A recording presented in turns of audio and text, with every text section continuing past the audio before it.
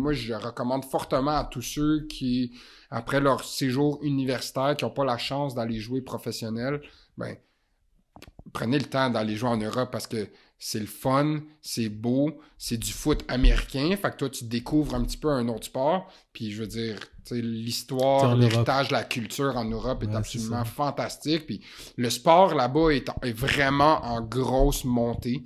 Fait qu'ils veulent des jeunes qui sont enthousiastes, qui veulent redonner, puis qu'en même temps, qui veulent juste vivre le voyage et l'apprentissage de la vie par les cultures, tu sais. Fait que moi, je suis super excité par ça. Je vais être QB, coordinateur offensif, coach, ça, tu fais les deux, conseiller, exactement. Fait que tu sais, là-bas, ils ont quand même une très belle structure. Honnêtement, à Bologne, c'est un des plus vieux clubs d'Italie.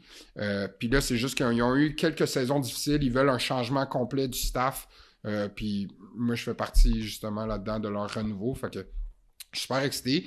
Puis, juste pour parler de l'Europe un petit peu, parce que je suis vraiment pour ça. Je veux dire, tous les jeunes qui, après leur séjour universitaire, qui cherchent un contrat ou qui veulent continuer à jouer en Europe, peuvent m'écrire parce que j'ai des contacts là-bas.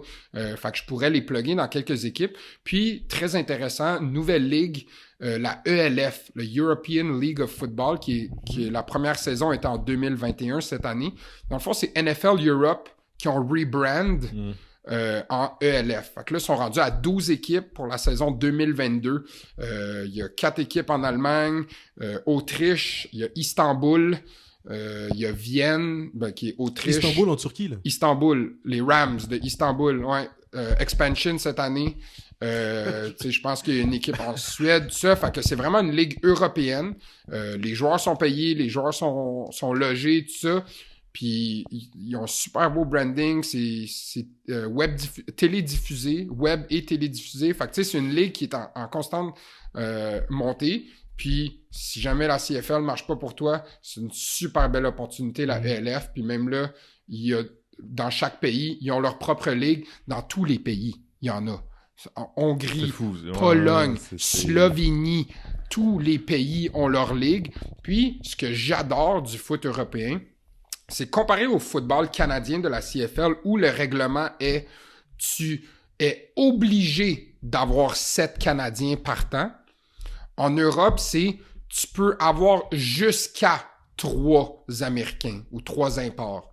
Fait que tu vois-tu le différent mindset dans le sens que on dirait que dans le football canadien, pour avoir fait un séjour très bref, il y a une certaine réticence ou un certain racisme culturel dans le fait que les Canadiens, on le sait, vous êtes juste là parce qu'on est obligé par règlement. Oh, ouais. Comparé en Europe, c'est on est super content que tu sois là parce que tu vas venir nous aider pour de vrai. Fait qu'on dirait juste que le mindset, le thinking est un petit peu différent. Fait que ça fait que quand t'arrives là-bas, t'es tellement bien accueilli.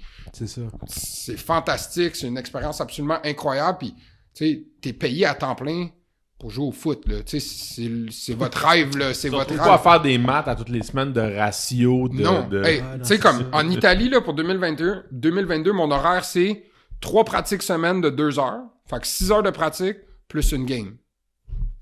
Ouais, non, c'est ça, là. Fait que j'ai 10 heures de football par semaine, puis je suis payé à temps, temps plein, même salaire que je fais ici, là. Fait que, tu sais, c'est un rêve. Le reste du temps, exact, là. Donc, moi, je dépasse. Puis la Dolce Vita. Fait que, tu sais, je pars à 190, puis j'espère revenir en haut de 200.